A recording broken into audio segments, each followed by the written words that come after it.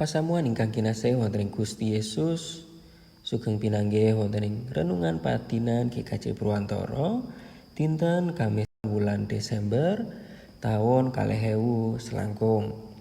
Kula Yuswa Agung ngajak kita sesarengan maos kitab suci dinten menika ingkang kapetik saking lelakone para rasul setunggal ayat 12 dumugi 17 kanthi jejer miwiti dinten kanthi pandonga.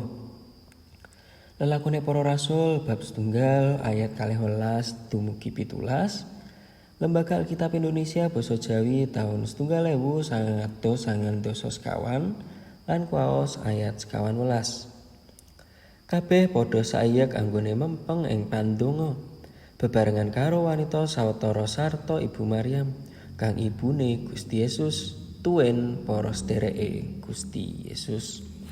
Mekaten sabda saking Gusti, rahayu sedaya tiyang ingkang mirengaken lan nindakaken wonten ing gesang padintenan kanthi sedya tuhu. Haleluya. Amin. Kathah bab wonten ing gesang menika ingkang damel manah menika boten sekeca. Kados kathah pandamelan, kathah tanggel jawab, mikir relasi, napa melih momotan wonten ing manah ingkang boten ketingal kalian tiang. Para sakabat ugi ngalami bab ajrih, bab boten sekeca wonten ing manah amargi Gusti Yesus sampun minggah wonten ing swarga.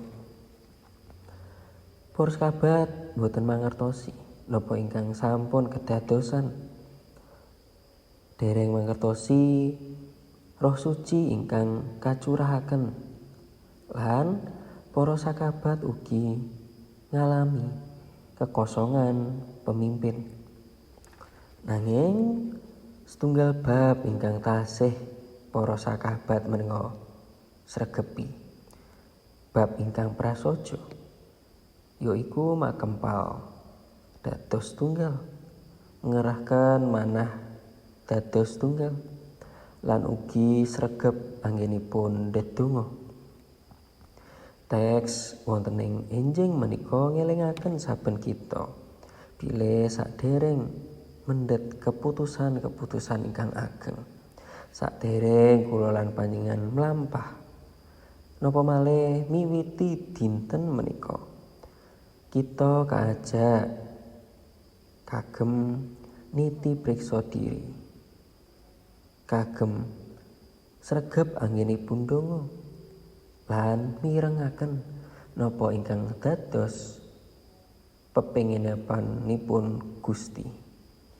Pandonga menika boten namung rutinitas wonten ing enjang, nanging cara kita ngerahaken manah kagem nampi pangandikanipun Gusti.